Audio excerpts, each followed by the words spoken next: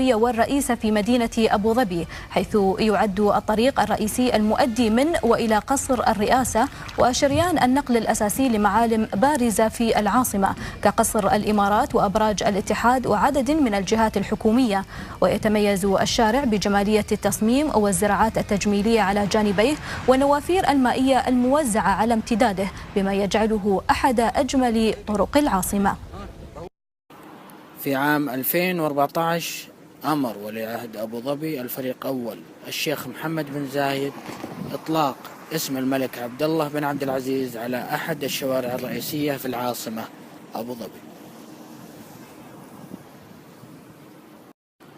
وذكر سمو الشيخ محمد بن زايد أن تلك الخطوة هي بتوجيهات من الشيخ خليفة بن زايد، وهي تكريم وتقدير لإنجازات خادم الحرمين الشريفين على الصعيد الإنساني والنهضة والثقافة، وهي محل تقدير جميع أبناء الخليج. ويعتبر شارع الملك عبد الله بن عبد العزيز من الطرق الحيوية والمهمة في مدينة أبو ظبي والمؤدية من وإلى قصر الرئاسة.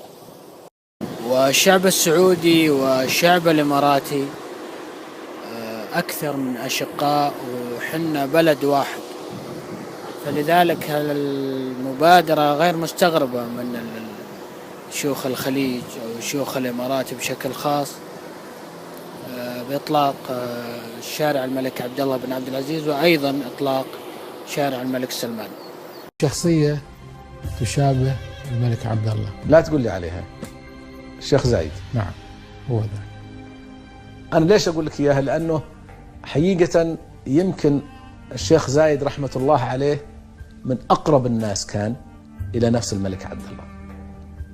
تشابهون في الصفات جدا جدا، في الصدق، في الوفاء، في المحبة، في محبتهم للعروبة، في محبتهم للإسلام، في اندفاعهم إلى كل شيء يهمها الأمة العربية، إنهم يجمعون كلمة الأمة.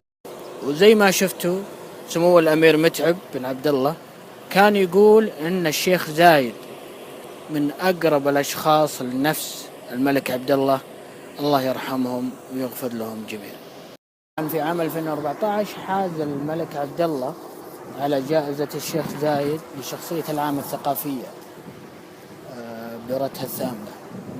طبعا نظير اسهاماته في دعم السلام والنهضة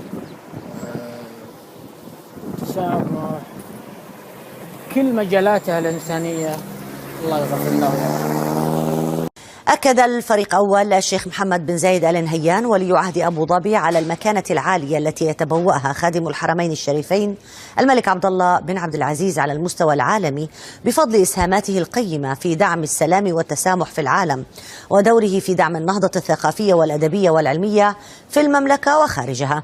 جاء ذلك خلال حضوره الحفلة السنوية لجائزة الشيخ زايد للكتاب في دورتها الثامنة الذي أقيم في العاصمة الإماراتية أبو ظبي، حيث كرم وسلم جائزة شخصية العام الثقافية التي فاز فيها خادم الحرمين الشريفين الملك عبد الله، سلمها إلى الأمير متعب بن عبد الله وزير الحرس الوطني بالمملكة العربية السعودية.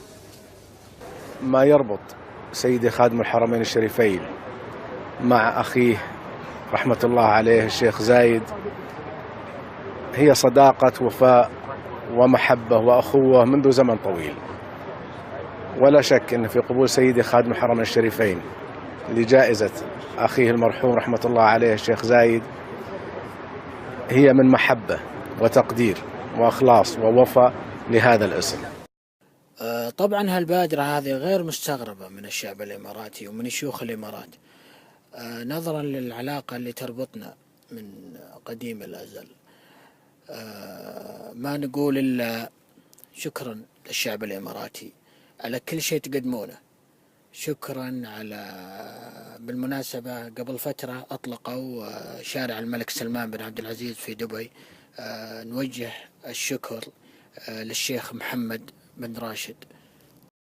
وفي نهاية الحديث ما يحتاج أذكركم بوصية الملك عبد الله، الله يسكنها الجنة، لا تنسونها من الدعاء. الله يغفر له ويرحمه ويغفر للشيخ زايد ويسكنهم وأمواتنا وأموات المسلمين أجمعين في جنات عدن. في قلبي أحملكم دائما واستمد العزم والعون والقوة من الله ثم منكم، ولا تنسوني من دعاكم.